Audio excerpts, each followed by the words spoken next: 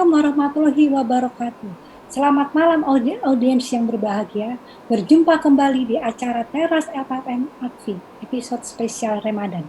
Bersama saya Dian, dan malam ini kita akan berbincang-bincang dengan Dr. Setia Pribadi. Beliau adalah seorang dokter yang bekerja di rumah sakit di kawasan Depok, dan beliau pun mempunyai hobi yang kekinian, berenang, naik gunung, dan itu sesuai sekali dengan kegiatan dia yang memerlukan energi. Nah, baiklah, saya sapa dulu Pak dokternya. Pak Dokter, bagaimana kabarnya malam ini? Alhamdulillah baik, Mbak Dian, masih sehat, masih bisa puasa, dan masih bisa berolahraga. Alhamdulillah ya Pak ya, senang sekali ya, apalagi sedang di musim-musim ini ya, musim endemi sekarang ini Pak ya. Bapak tetap sehat, tetap semangat, dan saya juga berharap semoga para audiens di sini juga tetap sehat dan semangat dalam menjalani ibadah puasa. Nah, bicara soal ibadah puasa, saya ucapkan selamat bagi Anda yang sudah menunaikan ibadah puasa di hari ini dan sudah berbuat sukses. Nah, malam hari ini sesuai dengan tema kita malam ini adalah tetap jaga kesehatan, tetap jaga kesehatan dan kebiasaan sehat usai lebaran atau hari raya. Jadi hari raya kita tetap harus sehat, dan kebiasaan-kebiasaan baik tetap harus kita lakukan sesuai saat kita menjalankan ibadah puasa. Seperti itu Pak, nanti kita akan berbincang-bincang seperti itu. Nah, buat para audiens yang nanti ingin memuarkan pendapatnya, komentar di acara ini, silakan ketik di kolom chat ini, di kolom chat channel ini. Dan bagi mereka, 2 orang pemenang yang komentarnya terbaik akan terpilih mendapatkan hadiah berupa buku dari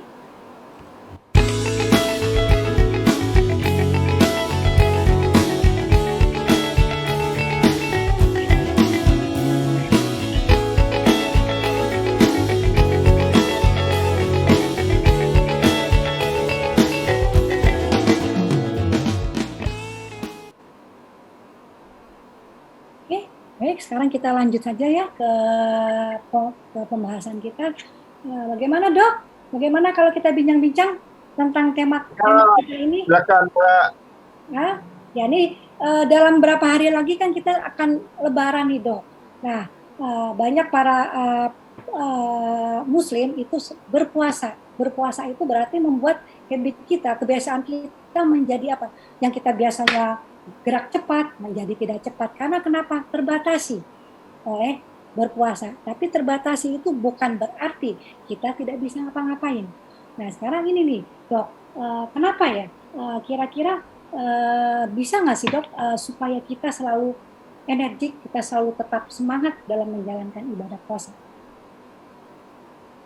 Baik, saya jawab ya. Kalau misalkan teman-teman yang berpuasa, ini mungkin udah di pertengahan puasa, itu memang pada waktu awal puasa, tubuh kita harus menyesuaikan diri dengan apa istilahnya jam biologis ya, yang biasanya kita malam tuh tidur full gitu kan, kemudian aktivitas siang, dan aktivitas siang itu disertai dengan makan tentunya, yang seperti tadi bilang, orang Indonesia sudah ditanamkan sejak lahir bahwa makan 3 kali sehari, pagi, siang, malam, kan seperti itu.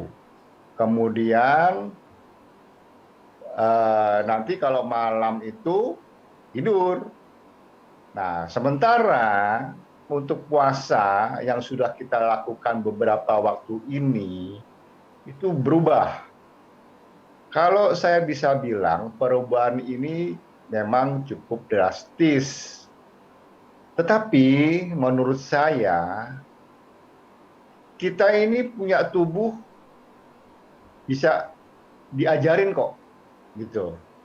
Kalau misalkan kita ngajarin tubuh kita, udah kita puasa loh.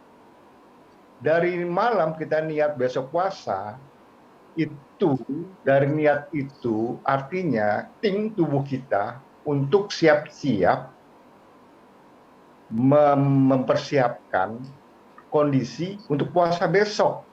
Makanya di puasa itu harus ada niatnya. Tuh satu dulu.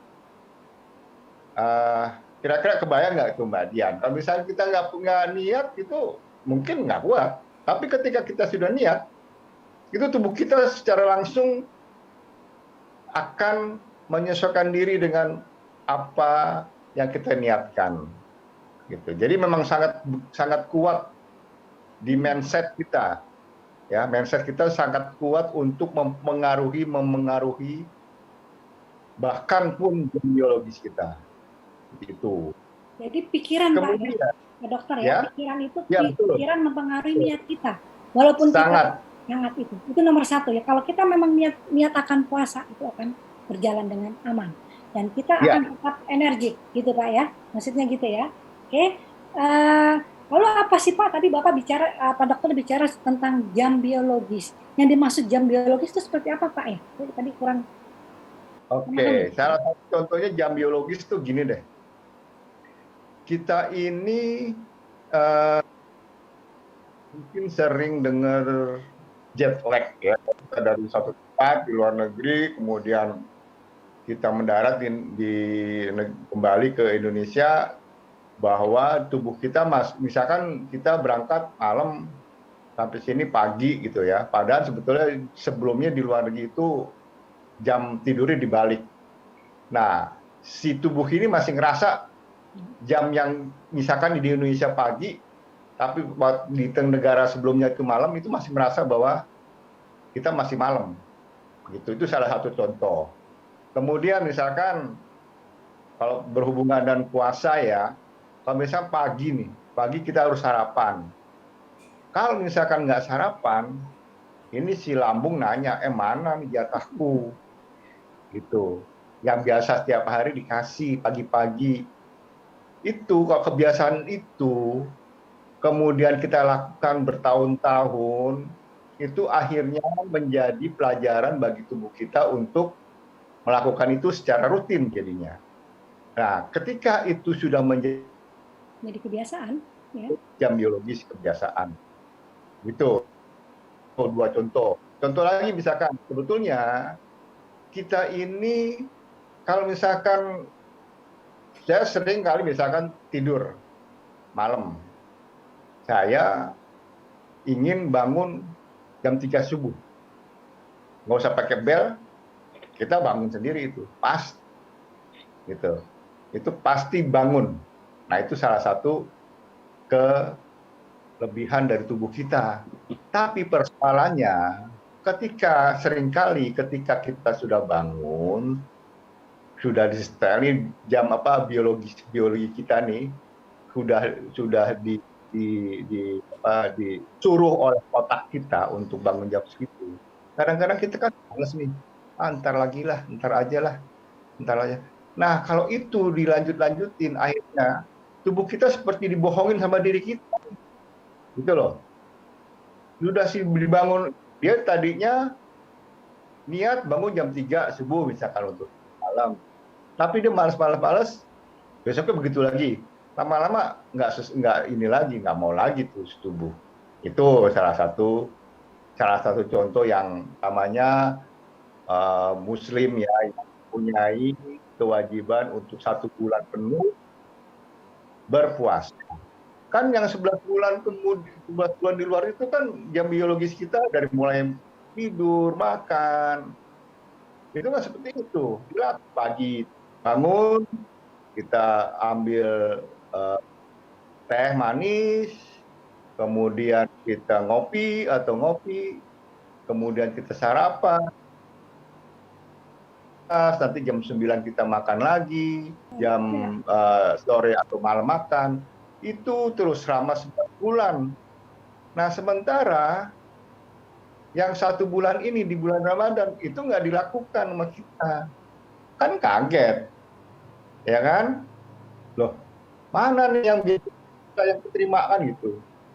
Nah, biasanya itu satu minggu pertama itu pasti ada semacam transisi dari tubuh kita untuk menyesuaikan diri, ya kan? Nah, kalau misalkan udah pertengahan puasa sebetulnya sih harusnya itu sudah bisa lah tubuh kita sudah cepat menyesuaikan diri.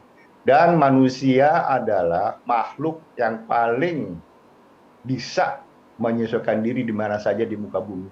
Bahkan di kutub pun, ya, kalau kita puasa di kutub yang misalkan cuman mataharinya itu terbitnya cuma setengah jam itu bisa loh. Ini kan kalau kita percaya ya, dipercaya bahwa puasa ini kan yang perintah Allah ya, Tuhan kita ya. Kan dia yang buat ya, yang apa, yang menciptakan. Sehingga dia tahu persis kemampuan manusia gitu loh. Kemampuan manusia yang dia ciptakan sendiri. Kayak misalkan kita membuat kue lah, dia tahu enak atau enggak kan dia tahu kan gitu. Itulah analoginya. Jadi tubuh kita ini pinter gitu loh. Oh, Ya. ya. Nah, itu sebagai prolognya nih, ya. Oke, Pak, menarik sekali pembahasan Bapak. Saya jadi pengen tahu juga nih Pak, di bulan puasa ini, memang tanpa kita sadari ritme pola tubuh kita berubah, ya. Kita menjadi lemas dan kita selalu melakukan kegiatan tidak bisa full. Sementara banyak dari mereka ingin melakukan kegiatan-kegiatan lain yang memerlukan fisik gitu, seperti olahraga. Nah, kira-kira mungkin olahraga apa sih Pak ya yang cocok buat di bulan puasa ini, yang tetap sehat, menyenangkan, tapi ya enjoy gitu deh Pak. Oke. Saya sih nggak begitu setuju ya, nggak setuju lah dengan misalkan puasa tuh jadi lemas, puasa tuh jadi apa ya lebih lemah daripada tidak puasa ya. Saya sih nggak setuju. Karena apa? Karena tubuh kita kan selama 11 bulan ini dimasukin terus makanan, minuman dimasukin terus. Tentunya kalau orang yang tidak punya kelainan, ini masih punya cadangan ini energi, cadangan energi gitu loh. Makanya setelah misalkan tubuh itu sudah bisa menyesuaikan diri dengan ritme tadi, misalkan dia lapar, misalkan nih sangat ekstrim lah, kita ambil ekstrimnya. Misalkan kita memerlukan kalori satu hari untuk aktivitas biasa lah, ya kan. Terus kita masukkan berapa kalori. Misalkan kita makan satu piring antara 700 ya kan, makan dengan lauk dengan itu 700 kalori. Oke lah, misalkan asupan lebih sedikit dibandingkan dengan aktivitas yang dibutuhkan kalorinya loh. Nah, ketika misalkan kalorinya itu kurang, tentunya tubuh kita ini akan mencari sumber-sumber yang ada di tubuh kita. Kalau sampai secara ekstrimnya ya, lemak kita lah yang akan dibakar menjadi energi, menjadi kalori untuk aktivitas energi. Jadi nggak harus terlalu lemas, gitu loh. Itulah kita kembali ke apa namanya mindset kita. Jadi aktivitas biasa aja. Kira-kira aktivitas apa yang cocok Pak buat di bulan puasa ini? Sekarang gini, kalau misalkan sebelumnya nggak pernah olahraga, kemudian mau puasa olahraga, tentu aja jadi lemas, ya kan. Tapi kalau misalkan dia memang sering olahraga, sehari-hari dia olahraga, misalkan kayak saya nih, saya mungkin seminggu bisa 3 atau 4 kali berenang ya. Selama 1 jam saya bisa nempuh 2000 meter lah, 2 kilo 2000 meter tuh berenang, ya kan. Nah, itu rutin lah saya lakukan udah hampir setahun inilah. Kemudian kadang-kadang saya lari, bersepeda. Kalau misalkan takut ya, takut nih, ya lakukan saja olahraga yang biasa dilakukan. Tetapi misalkan kalau misalkan nanti takut, misalkan biasanya melakukan hari kan gitu. Kalau dia takut nanti aus, ya lakukan sore hari. Misalkan 1 atau 2 jam sebelum berbuka puasa. sehingga nanti bila haus atau apa, lemes bisa langsung buka. Seperti itu, Mbak Dian. Kalau jangan, maksud saya jangan tadinya nggak olahraga ketika puasa mau olahraga, ya nggak bisa juga gitu loh. Jadi harus Atau perlahan ya Pak ya. Itu kita oh iya, olahraganya ya. ya. Atau bisa juga kalau kita mau mulain, nggak bisa Kalau hanya juga ya jalan gitu Pak, jalan sore atau jalan pagi itu aman nggak Pak ya. masalah. Nggak masalah. Masalah. Kecuali mungkin lari ya Pak ya, lari atau mungkin Lari, main volley. lari kalau misalkan memang sebelum puasa dia biasa lari nggak masalah. Kalau yang paling tidak biasa lari itu Pak, untuk yang orang-orang ini namanya Kalau puasa lari, supaya kita tidak malas gitu kan, kita akan mengisi kegiatan. kalau misalkan nggak biasa lari nih, terus pada puasa mau lari gitu, Karena apa teman-teman, gitu? Berapa?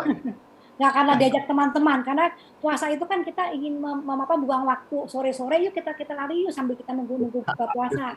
Nah mungkin tahap larinya berapa meter dulu atau bagaimana, apa lari perlahan atau apalah. Karena kita kan suka tanpa sadar tuh. Nggak, maksud saya sih nggak usah lakukan seperti itu. Oh, okay.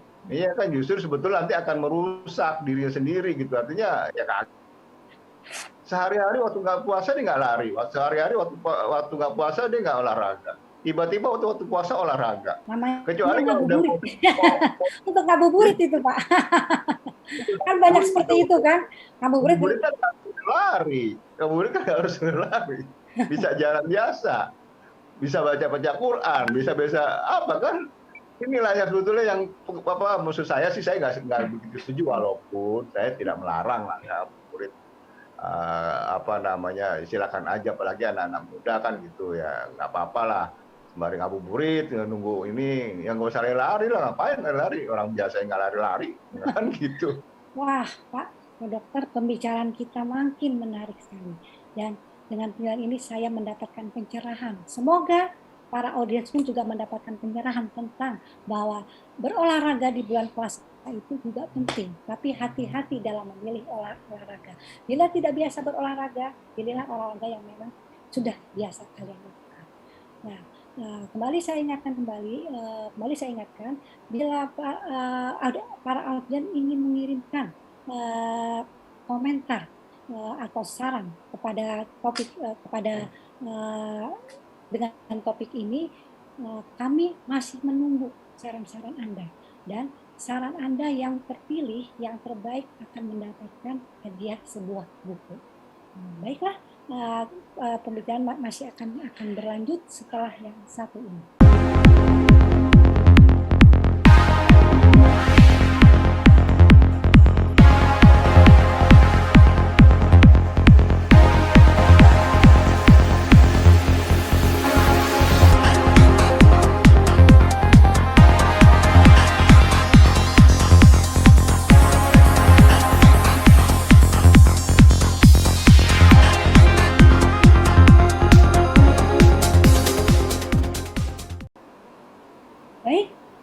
Kita ketemu lagi di teras LPM Aksi, dan pembicaraan kita masih berlanjut, dan tentunya kita akan makin menarik dengan bintang tamu, dengan narasumber kita, Dokter Setia Pribadi.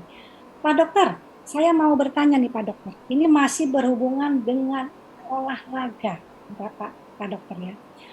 Sebaiknya kombinasi apa sih Pak, yang kombinasi asupan ya, apa yang cocok yang dikonsumsi untuk jenis olahraga yang akan kita lakukan Pak? Dalam bulan puasa ini nih Pak, kita kan harus berolahraga, dan kombinasi asupan apa nih yang kira-kira cocok untuk kita supaya tetap sehat dan semangat? Oke. Asupan sih standar ya, 4 sehat 5 sempurna ya.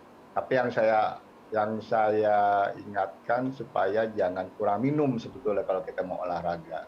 Pada waktu saat minum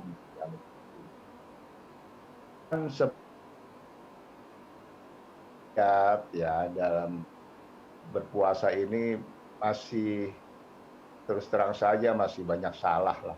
Entah saya ngambil dari apa, terutama lingkungan saya lah, atau selalu dengar kalau misalkan buka puasa itu mulailah dengan yang manis-manis. Ya saya nggak tahu persis ya mengenai apakah itu memang hadis Rasul atau apa. Tapi logikanya seperti ini sebetulnya. Kenapa harus yang manis-manis? Karena kan selama 12 jam lah, anggaplah untuk di Indonesia ini 12 jam lah ya rata-rata ya. Itu kondisi gula darah atau apa kondisi darah di gula di darah kita itu memang sedang turun, makanya perlu ada manis-manis. Padahal sih tidak selalu itu sebetulnya menurut saya. Apalagi kalau misalnya ada orang yang mempunyai ya kelainan lah atau penyakit lah ya. Jadi oke lah, saya tidak akan berlari ke arah sana. Kalau tadi pertanyaannya ada makanan atau minuman apa? Dan saya gini, Pak Dokter. Jadi Ya, jenis olahraga apa yang sesuai dengan asupannya gitu loh, Pak? oh Kombinasi jenis asupan apa gitu loh. Jadi misalkan kalau kita lari, sebaiknya kalau kita lari selama bulan puasa kita mengkonsumsi ini. Kita senam. Nah, dulu senam sebaiknya kita selain air putih adalah udah wajib ya. Tapi selain itu, mungkin sayur atau apalah saya kurang tahu gitu, Dokter. Jenis olahraga apa nih? Karena banyak nih orang-orang nih sekarang mengisi bulan puasa ini adalah olahraga, tapi olahraga kencang.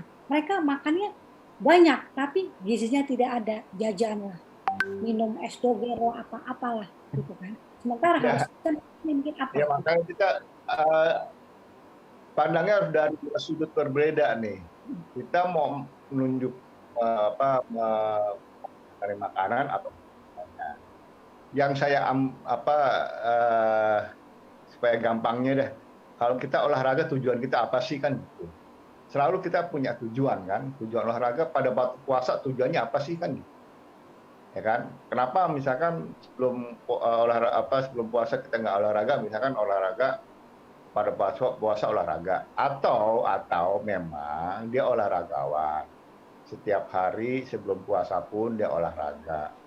Kalau memang itu terjadi, ya waktunya aja dirubah gitu loh. Kalau memang takut takut buka, takut lapar, takut aus, ya waktunya aja disesuaikan. Misalkan tadi biasanya pagi nih, pagi olahraga mengeluarkan banyak keringat. Ketika biasanya nih kalau bukan bulan puasa, biasanya kalau habis olahraga banyak keringat dia minum.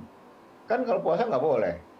Ya kita rubah aja waktunya gitu loh. Misalkan kalau misalkan buka jam 6 misalkan, ya olahraga jam 5, ketika 1 jam kan, ketika kita haus buka puasa minum, itu aja, nggak ada gizi atau itu yang khusus. Kecuali kalau kita atlet mungkin dok ya. Loh iya, atlet kan gitu, atlet juga gitu. Atlet tetap saja bisa berolahraga, latihan kayak pemain-pemain bola di Eropa juga bisa olahraga gitu loh.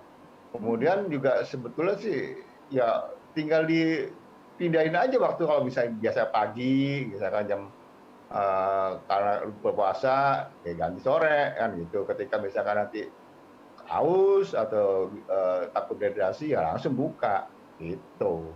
Itu sih menurut saya nggak ada khusus lah yang beda khusus ya. Oke, ini masih berhubungan dengan olahraga nih Pak. Tadi saya tertarik, Bapak mengatakan kalau kita mau berolahraga lebih baik sore. Nah sekarang ini Pak, banyak kecenderungan mereka yang berpuasa mengalihkan olahraganya adalah malam hari. Terutama tuh seperti bulu tangkis gitu Pak ya. Itu bulu tangkis itu kira-kira gimana? Nah, kalau kita melakukan olahraga di malam hari setelah kita buka puasa, boleh atau tidak? Atau bagaimana? Ada nggak efeknya? Gitu. Soalnya perut kita kenyang dong, gitu kan? Nah, kalau menurut saya sih nggak masalah. Kenapa malam hari? Kadang-kadang ada kepercayaan sih, jangan olahraga malam hari. Kenapa? Kenapa kalau olahraga malam hari? Nggak ada yang menghalangi gitu, ya kan? Nggak masalah. Apa nggak ada tidak bermasalah dengan perut kenyang kita gitu? Perut, iya maksudnya kalau mau olahraga itu kan makannya itu olahraganya itu minimal lah 1 atau 1,5 jam setelah makan dan makannya juga jangan kenyang-kenyang, kan Oh, gitu. jadi dok berarti kalau mereka ingin berolahraga malam hari sebaiknya 1,5 jam setelah makan, gitu dok. Oh, Iya. oke. Jadi gitu dok ya, Kenapa? karena Kenapa begitu? Ya kenapa? kan? Kalau makan, ini kan seringkali gini, kita begitu buka, dengar azan, semua masukin makanan tuh. Wow, ada kolak, ada gorengan, ada es. Jadi itu namanya yang dibilang lapar mata, ya lapar mata itu. Padahal kalau misalnya habis buka puasa, ya makan tiga atau enam kurma, minum, udah kan. Ya, Sebetulnya gula darah itu naik lagi. Udah, sholat dulu maghrib. Ini kan enggak kadang-kadang. Puasa makan dulu, habis kenyang. Entah sholatnya karena lambung udah penuh, ya kan, untuk sujud aja, untuk ruku udah susah. Ya kan gitu. berarti Inilah yang sebetulnya menurut saya banyak ya yang tidak apa yang seperti kalau udah buka puasa udah bisa bebas semua. Salah menurut saya ya. Kan kita puasa dilatih untuk menjaga menahan diri kan gitu. ya. Itu tujuannya itu sebetulnya gitu Tapi loh. biasa kalau sudah buka pada kalap itu Pak. Kalau sudah Itulah buka. makanya. Jadi hanya seringkali kalau saya lihat hanya puasa secara fisik, tetapi puasa secara Hmm. apa Batin, yang diinginkan, rohani. yang diinginkan hati dan pikiran dan perilaku itu belum sampai tahap itu. Hmm. Ya, ya Ya. untuk anak-anak kecil, anak-anak yang baru belajar puasa sih nggak masalah. Cuman ya harus diajarin lah, ya kan? Kalau Hmm. yang udah dewasa, yang sudah punya berpikir, harus lebih meningkat lagi kan gitu. Ini kan seperti kayak kita sekolah nih, SD naik dengan pengetahuan ini, SMP, SMA, kalau udah kita tingkatan universitas kan sudah berpikiran beda lagi kan. Ya Iya puasa Pak. ini bukan cuman tidak makan dan tidak minum kan gitu, Ya. ya kan? Itu Harus sih menahan Mbak. diri semuanya, menahan emosi, menahan semua deh pokoknya dok ya. Ini tadi kita Tuh, bicara ya. soal ya makin hari ini makin malam makin oke nih Pak. Jadi saya jadi lebih paham tentang olahraga itu Pak. Ya. Jadi saya pengen tahu juga nih Pak, sebenarnya olahraga itu apa sih olahraga yang cocok ya untuk usia-usia tertentu? Misalkan untuk anak-anak remaja, untuk anak-anak, untuk mereka yang sudah dewasa, mereka yang sudah tua gitu loh, yang sudah di atas 50 gitu dok. Yang cocok. Oke. Lagi di Mungkin kita ya saya bagi ya kalau itu terlalu luas terpanjang banget.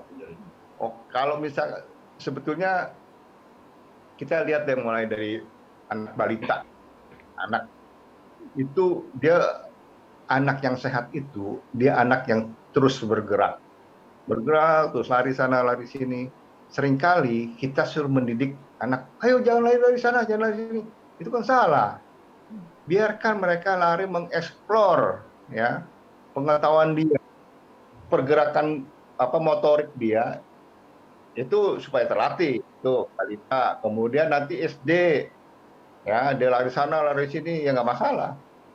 Nah mungkin dari situ bisa misalkan dia dimasukin klub berenang misalkan supaya dia bisa berenang kan seperti itu, atau klub bola kalau dia hobi bola.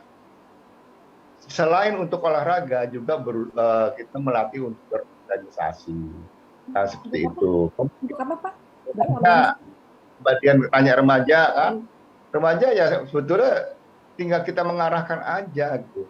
Nah, ya saya nggak tahu persis angkanya bahwa frekuensi orang anak-anak yang obesitas dan overweight itu makin tinggi loh di Indonesia.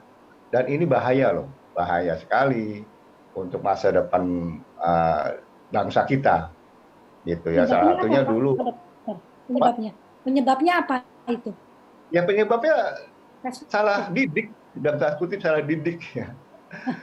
Bayangkan ya kita uh, kasih makan karbohidrat banyak, dia ngemil, ngemil makanan junk food, coba dia bisa makan apa gorengan-gorengan yang eh, ya cobalah apa yang kayak bangsa makanan-makanan ringan seperti itu kan.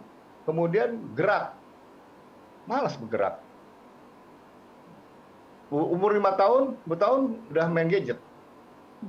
Padahal pada waktu zaman kita dulu masih lari-lari sana, lari sini. Sekarang kan udah enggak. Main gadget, main game. Bukan saya melarang main game, tidak.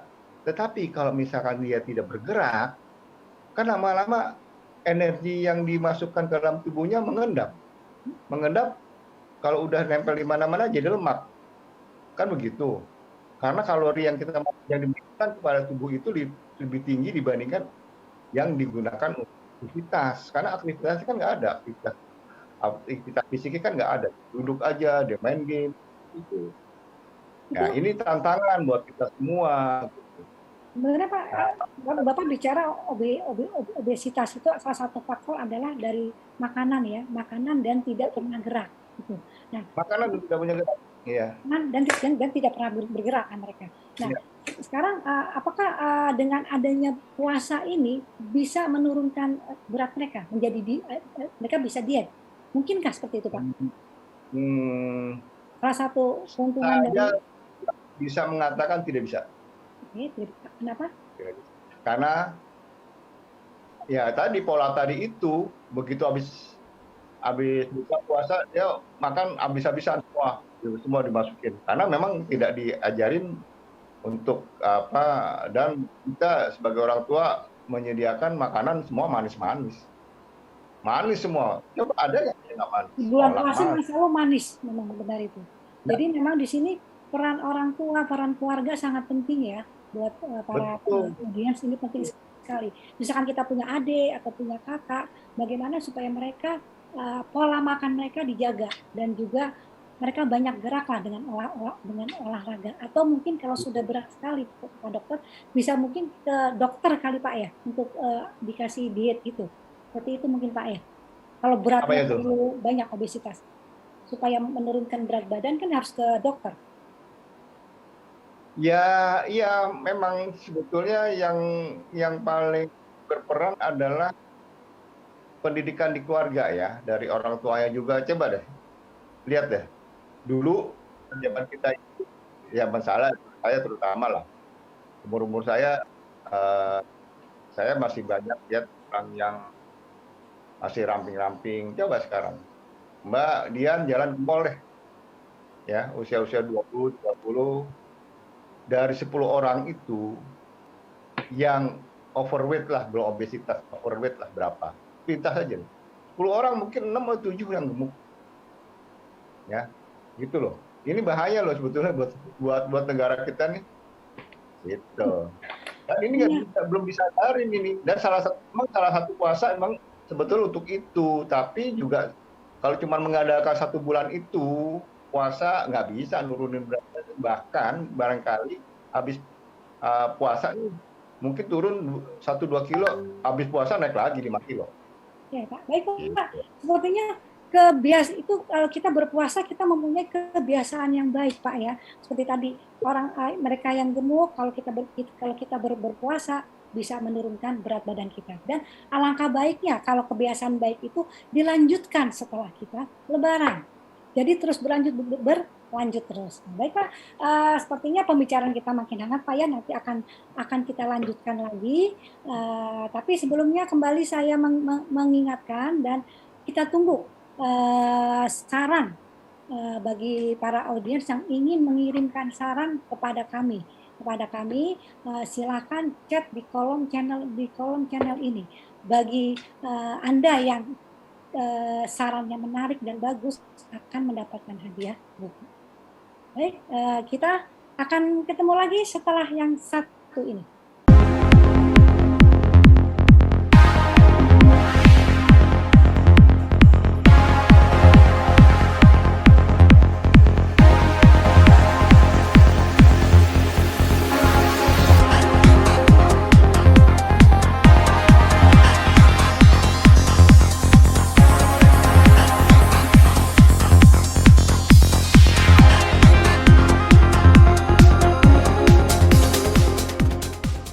Nah, audiens, Kita kembali lagi di Teras LPPM Aksi.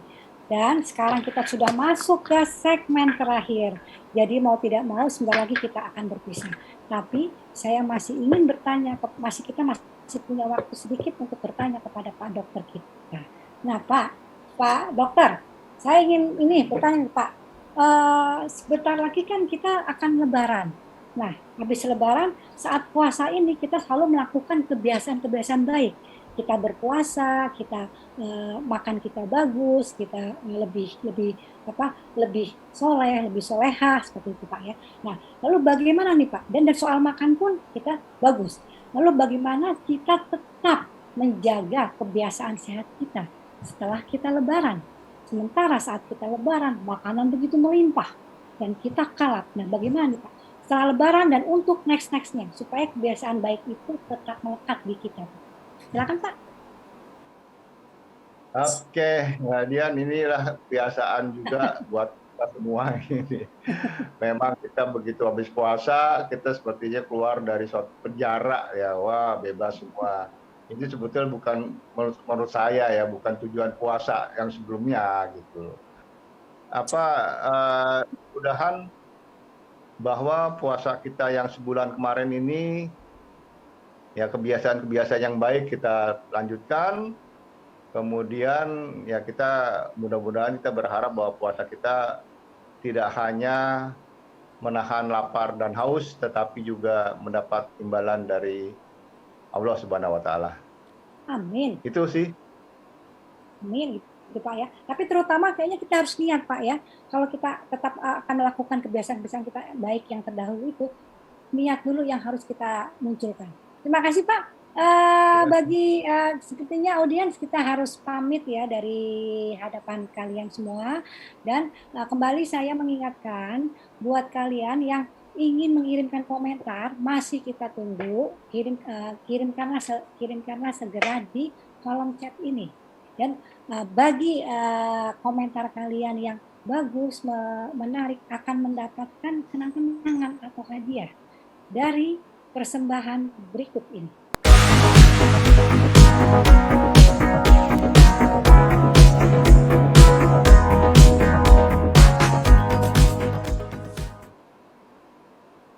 Baik Pak, nah akhirnya Pak tanpa kita sadari kita sudah tuntas Pak kita pembicaraan kita malam ini. Sebenarnya saya masih kepengen ngobrol tapi ya apa daya waktu kita sudah tidak cukup lagi. Mungkin terakhir kali Pak, Bapak bisa memberikan kasih saran atau closing statement buat para audiens kita Pak tentang puasa ini, tentang tema kita yang hari ini. Baiklah Mbak Dian, buat audiens yang telah mendengarkan channel ini, mudah-mudahan bahwa latihan kita selama sebulan ini berpuasa, kemudian mungkin selain kita menjaga fisik dan kebugaran fisik yang sangat dipercaya bahwa puasa itu bisa menjadikan fisik lebih baik, juga barangkali kita berdoa supaya puasa kita juga diterima oleh Allah SWT. Demikian Mbak Dian, menurut saya. Terima kasih atas perhatiannya. Terima kasih Pak atas pencerahan kita malam-malam ini. Akhirnya diskusi kita berakhir juga sampai di sini.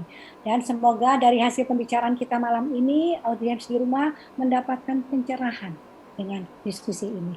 Dan saya juga mengucapkan selamat menjalankan ibadah puasa. Kita akan ketemu lagi di Teras LPPM Aksi. Selamat malam.